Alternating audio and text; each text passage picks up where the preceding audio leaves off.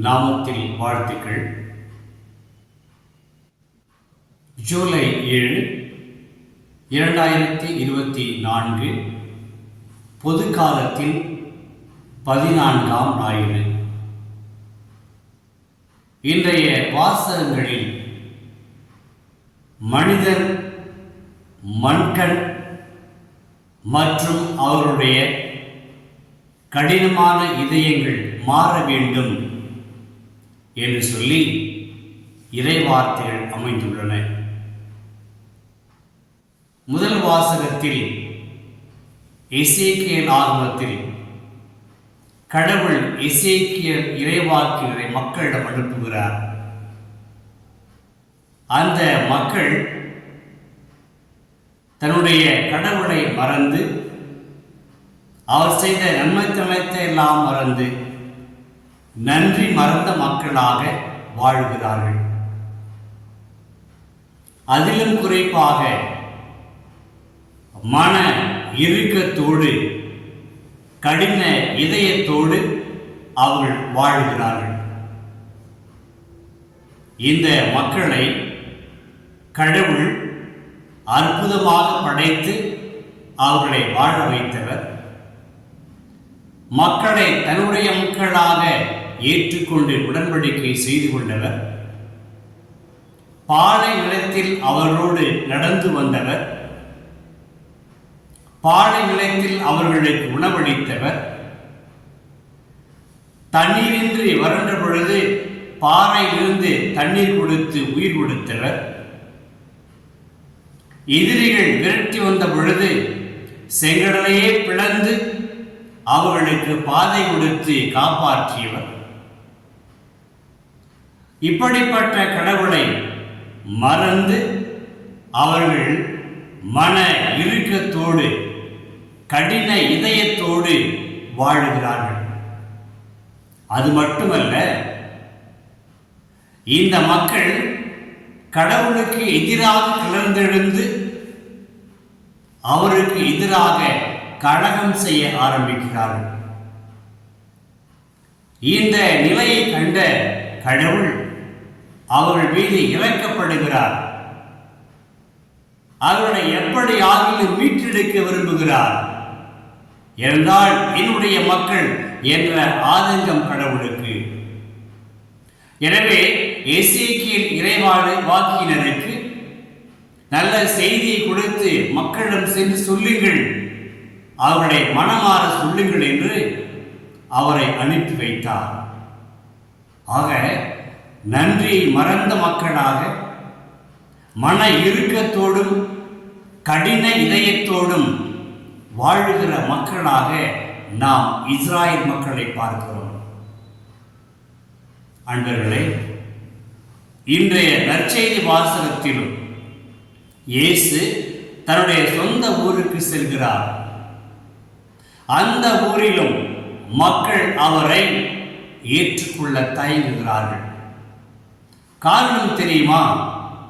தெரியும். அதாவது மக்கள் இயேசுவினுடைய அற்புதங்களை மறந்துவிட்டு, அதெல்லாம் பிரிட்டாக எடுத்துக்கொள்ளாமல் இயேசுவினுடைய பின்னணியை பார்க்கிறார்கள். என்ன பின்னணி? இவர் நம்முறை சார்ந்தவர் தானே, இங்குதானே பிறந்தவர், இங்குதானே வளர்ந்தவர், இவருடைய தாய் மரியாய் அல்லவா? நன்றாக கவனியுங்கள். அந்த காலகட்டத்தில் தந்தையின் பெயரை சொல்லி குறிப்பிடுகிற மக்களுக்கு நடுவில் இந்த மக்கள் எந்த கடின இதயத்தோடு இருக்கிறார்கள் என்று பாருங்கள். இயேசுவை பார்த்து, இவர் மரியாயின் மகன்தானே, இவருடைய சகோதரர்களும் சகோதரிகளும் நம்மோடு வாழவில்லையா என்றெல்லாம் சொல்லி அந்த இயேசுனுடைய அற்புதங்களையும் அவருடைய இயல்பையும் அவர்கள் மட்டம் தட்டுகிறார்கள், குறைவாக எண்ணி மதிப்பிடுகிறார்கள். ஆக மற்றவரை குறைவாக எண்ணி மதிப்பிடுவதும் அவருடைய குணங்களை மட்டம் தட்டுவதும் மனித இயல்பாகும். இந்த மனித இயல்பை பழைய ஏற்பாட்டில் இஸ்ராயேல் மக்களிடத்திலும் புதிய ஏற்பாட்டில் இயேசு வந்த காலத்திலும் பார்க்கிறோம். சரிங்க. இன்று நாம் பார்ப்பதில்லையா? இப்படிப்பட்ட மட்டம் தட்டுகிற, பிறருடைய பிறப்பின் பின்னணியை மட்டுமே பார்க்கிற மனநிலையை நாம் பார்ப்பதில்லையா? நம்முடைய சமுதாயத்தில் பார்ப்பதில்லையா? நம்முடைய நாட்டில் பார்ப்பதில்லையா? திருச்சபையில் பார்ப்பதில்லையா? இது நல்ல போக்கு அல்ல என்பதை அன்று கடவுள் வலியுறுத்தி சொன்னார். இயேசுவும் அந்த மக்களின் தன்மையை கண்டு வியப்புற்றார், பரிதாபம் கொண்டார். தன்னுடைய மதிப்பீடுகளை இதயத்தையும் புரிந்து கொள்ளாத மக்கள் இவர்கள் என்று சொல்லி அவர்கள் மீது பரிவு விடுகிறார். ஆம், இந்த மனநிலை என்பது அன்றும் இருந்தது, இன்றும் இருப்பதை பார்க்கிறோம். பிறருடைய பிறப்பின் பின்னணியை வைத்து பார்த்து அவருடைய இதயத்தையும் நல்ல பண்புகளையும் மதிப்பீடுகளையும் குறைத்து பார்ப்பது, குறைத்து மதிப்பிடுவது, மட்டம் தட்டுவது, குறை சொல்வது, கலகம் செய்வது, கிளர்ச்சென்று எழுவது, இது மனித இயல்பு. இந்த இயல்பு ஏற்றது அல்ல என்று அன்று கடவுள் விரும்பி எசேக்கியேல் இறைவாக்கினரை அனுப்பி மக்களை மனந்திருப்ப விரும்புகிறார். இன்று இயேசுவும் அதே நிலை தான் எடுக்கிறார். நாம் இந்த மனநிலையிலிருந்து மனம் மாற வேண்டும். அனைத்தும் நல்லவர்களே, அனைவரிடத்தில் நல்ல பண்புகள் இருக்கிறது.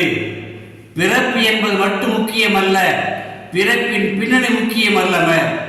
வளர்கின்ற பொழுது கற்றுக்கொள்ளுகின்ற மதிப்பீடுகள், பண்புகள் மிக மிக முக்கியமானது, அவசியமானது. அதை நாம் புரிந்து கொள்ள வேண்டும், ஏற்றுக்கொள்ள வேண்டும் என்ற மன பக்குவத்தை இயேசு இன்று நமக்கு போதிக்கிறார். அன்பர்களே, இயேசுவின் வார்த்தை நாம் செய்வெடுப்போம். அன்று அந்த மக்கள் இயேசுவை புறக்கணித்தார்கள். ஆனால் இன்று நம்முடைய நிலைப்பாடு என்ன? இயேசுவின் பின்னணி மட்டும் நாம் பார்க்கிறோமா, அல்லது அவருடைய இதயத்தையும் அவருடைய மதிப்பீடுகளை பார்த்து அவரை ஏற்றுக்கொள்கிறாமா? ஒன்று அவரை ஏற்றுக்கொள்ள வேண்டும், இல்லையென்றால் அவரை புறக்கணிக்க வேண்டும். நம்முடைய நிலைப்பாடு என்ன? நம்முடைய முடிவு என்ன? நம்முடைய மனநிலை என்ன என்று சிந்திக்க நாம் மனமாறு இயேசுவை ஏற்றுக்கொள்ள கடவுள் நமக்கு அழைப்பு விடுக்கிறார். அழைப்பை ஏற்றுக்கொள்வோமா? அன்பர்களே, ஜெபிப்போம். எங்களை படைத்து பராமரித்து வரும் தந்தையை உமக்கு நன்றி கூறுகிறோம். இந்த இறைவார்த்தைகள் எங்கள் இதயங்களை பிளக்கிறது. இதுவரை நாங்கள் பிறரை பின்னணியில் பார்த்து குறைத்து மதிப்பிட்டிருந்தால் இன்றைய வாசகங்கள், நீ சொல்லுகிற வார்த்தைகள் நாங்கள் பிறரை ஏற்றுக்கொண்டு பிறரின் இதயங்களை புரிந்து கொண்டு மதிப்பீடுகளை புரிந்து ஏற்றுக்கொண்டு பிறரை பாராட்டி வாழுகிற, அதன் வழியாக உம்மை ஏற்று அரவணைத்து வாழுகிற உமது அன்பு பிள்ளைகளாக எங்களை வாழ வரமளித்தருளும் ஆண்டவரே. ஆமென்.